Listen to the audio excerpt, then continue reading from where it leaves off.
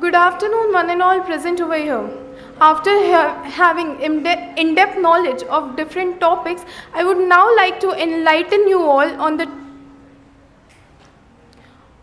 topic TDS under section 195. Before starting with my topic, I would like to first discuss the history of taxes in India. According taxation or kar as known in ancient India has been prevailing from the period of Manusmriti and Arthashastra. According to Manusmriti, the king should collect tax in such a way that the payer does not feel the pinch of paying taxes, and that can be seen in indirect taxes. According to Kautilya, the higher section of the society should pay more as compared to the lower section of the society. This is the system that we follow in direct taxes. Tax has been derived from the Latin word taxa, which means to collect. Tax was introduced in India by Sir James Wilson for collection of compensation of losses incurred to the government in 1857 mutiny. From 1857 to 1918, there was no law actually governing taxes. It was in 1918 that first act was introduced for taxation, replaced by 1922 Act, which continued till 1967. With the prior permission of Law Ministry, 1967 Income Tax Act was introduced, which is applicable throughout the country. There are several amendments made to this act by Union Budget every year. In the current structure, TDS and TCS form a small part of government revenue. Before TDS was introduced, people used to collect income but evade from taxes. Therefore, government shifted the burden of collection of taxes and remitting the same to the government on the payer. Therefore, the main aim of TDS was to collect taxes from the very source of income. There are various sections which deals with TDS, but section 195 has gained its importance after 1991 Indian economy policy.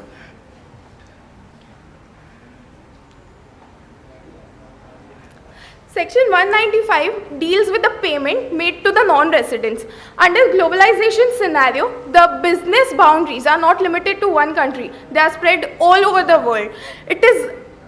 Every country has different laws. Therefore, Section 195 is a unique section as it deals with the payment made to NRIs on day-to-day basis, but it does not include salaried person.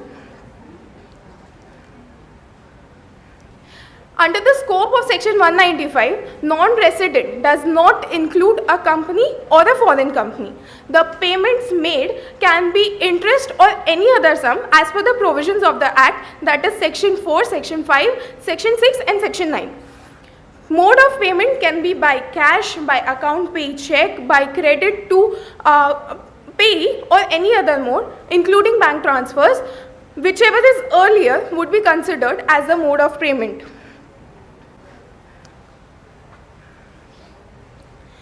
Unique features of Section 195 is that it covers only non-resident and not resident and ordinarily resident people. The payments include all types of payments, including personal payment, but not salaries. The Indian resident here includes all legal entities as explained in the Act. Double taxation avoidance agreement, this is one of the integral part of this section. This agreement is a bilateral economic treaty between two nations. It aims at eliminating double taxation on same income by two different countries. India has double taxation agreement with 84 different countries, including Pakistan and China. Because of this agreement, the foreign investors are interested to invest in India, which leads to increase in FDI in our country. It also leads to growth of domestic economy of our country. And the people entering into the contract has clear knowledge of rules and regulations, what they have to follow. Section 195 at a glance, it includes the question when we are practically practically implementing section 195. So what are the questions that we need to answer? It is about that. I would like the audience to answer these questions if they can. The first question is, when a non-resident sells his shares, which is a long-term capital asset, to many number of potential shareholders via IPO, whether the individual shareholder has to deduct TDS as per section 195. Anybody? So, question समझा? Yes या no? No. Okay. The question says कि अगर मैं individual हूँ and I am buying shares of a non-resident company from India, the company is in foreign country. So whether I have to deduct TDS before making payment or not? No. Yes. हुआ वो no? The correct answer is no. You don't have to, the individual does not have to deduct TDS.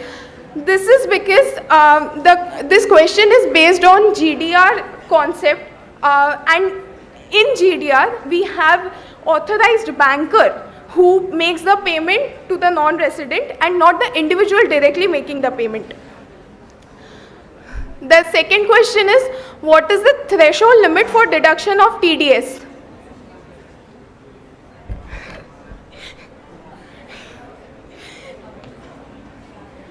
Nobody? Okay, there is no threshold limit for deduction of TDS because section 195 subsection 1 says that any sum chargeable under the provisions. So there is no threshold limit. Whether TDS has to be made on gross amount or net amount? Yes?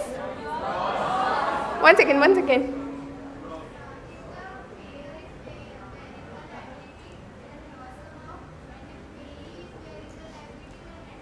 Please have a round of applause for her. The answer was correct. The next question is whether TDS has to be made on accrual basis or payment basis under section 195. Sorry?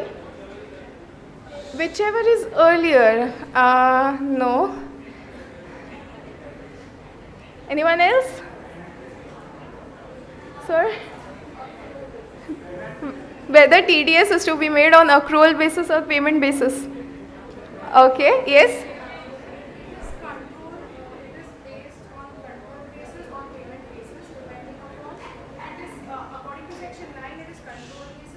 Accrual basis.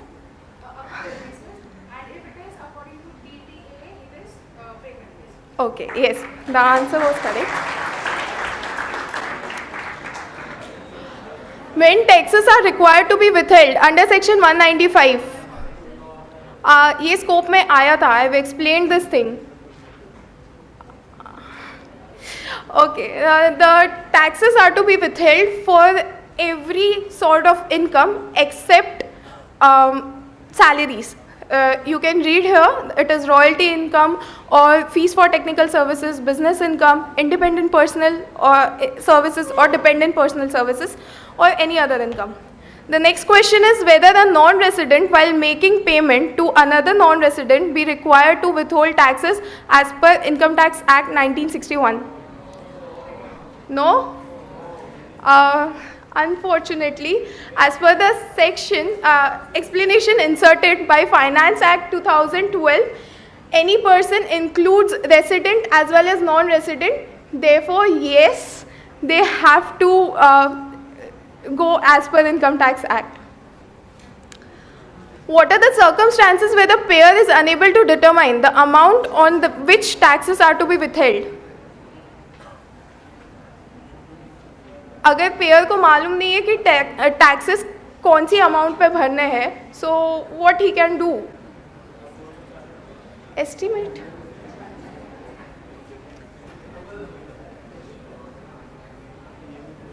Nobody? Okay, he can go to the assessing officer and ask him to tell what to determine what would be the sum chargeable to tax. He can make an application on plain paper. Therefore, no legally procedure is involved in this. But here we have to remember one thing, that is this remedial measure is only for determination of sum chargeable to tax and not for determination of rate of tax. Okay, a few other important aspects of section 195. Every payer, while paying any sum to the non-resident, whether chargeable to tax or not chargeable to tax, has to furnish information in form 15CA or CB as per section 195(6). The procedure for filling forms is separately prescribed in Rule 37BB of Income Tax Act. In case the remittance is to a non-resident person who does not have permanent establishment in India, then no PE certificate is to be received from the payee. To know the relevant applicability of DTAA and its provision, tax residency certificate is also to be collected. Penalty. We all know Indians do not follow rules. So if you do not follow section 195, then you would be penalized by rupees 1 lakh rupees. Conclusion. This section is quite important for building the relationship between two nations. It also helps in developing the trade and commerce in a country. It has importance for an individual so that the person does not have to pay tax on same income in two different countries. So this is it.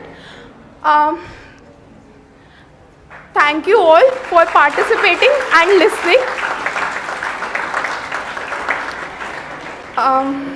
Have a good day.